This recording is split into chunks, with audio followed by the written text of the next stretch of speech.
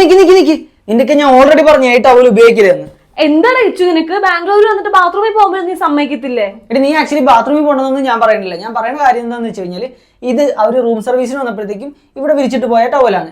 ഈ ഒരു ഹോട്ടൽ റൂമിൽ ഒരുപാട് ഗസ്റ്റുകളൊക്കെ വരുന്നതുകൊണ്ട് തന്നെ ഇതുപോലത്തെ ക്ലോസറ്റിൻ്റെയൊക്കെ കാര്യങ്ങളിൽ പലരും ഇത് അടയ്ക്കാണ്ടായിരിക്കും ഫ്ലഷ് ചെയ്യണത്.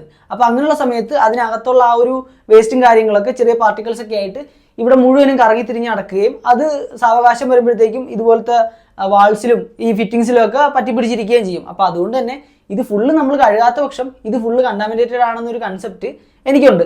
അപ്പോൾ ആ ഒരു ബോധ്യമുള്ളതുകൊണ്ടാണ് ഞാൻ പറഞ്ഞത് ഇവിടെ ഇങ്ങനെ വിരിച്ചേക്കുന്ന ടവലൊന്നും ഉപയോഗിക്കേണ്ട എന്നുള്ളത്. പുറത്ത് ടവലുണ്ടല്ലോ അത് നീ ഉപയോഗിച്ചു. അതുപോലെ തന്നെ ഡ്രസ്സൊക്കെ ആണെങ്കിലും കുളിക്കാനൊക്കെ പോകുമ്പോഴത്തേക്കും വാതിക്കയിൽ കസേര എടുത്തിട്ടിട്ട് അതിൽ വിരിക്കുക. എന്നിട്ട് നിനക്ക് ആവശ്യമുള്ള സമയത്ത് ചെറുതായിട്ടൊന്ന് ഡോർ തുറന്ന് അതിൽ നിന്ന് എടുത്ത് ഉപയോഗിക്കുന്നതായിരിക്കും ബെറ്റർ. ഈ പറഞ്ഞ കണ്ടാമിനേഷൻ്റെ പോസിബിലിറ്റി ഉള്ളതുകൊണ്ടാണ്.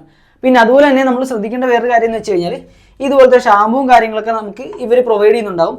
അപ്പോൾ ഈ ഷാമ്പു എടുത്തിട്ട് ആദ്യം ചെയ്യേണ്ടതെന്ന് വെച്ച് കഴിഞ്ഞാണല്ലോ ഇതിങ്ങനെ നൈസായിട്ട് കയ്യിലെടുക്കുക. എന്നിട്ട് ഇതിങ്ങനെ അടച്ചു വെച്ചിട്ട് കുറച്ച് വെള്ളം എടുത്ത് പതപ്പിച്ചിട്ട് നമുക്ക് ഈ ഷാമ്പൂവിൻ്റെയൊക്കെ പുറം ഭാഗം തന്നെ ആദ്യം ഒന്ന് കഴുകി വെക്കണം. കാരണം ഈ പറഞ്ഞ പോലെ കണ്ടാമിനേഷൻ ഇതിൻ്റെയൊക്കെ പുറത്തും വന്നിട്ടുണ്ടാവാം എന്നുള്ളതുകൊണ്ടാണ് ഈ സാധനവും കൂടെ ഒന്ന് കഴുകണം എന്ന് ഞാൻ പറയുന്നത്.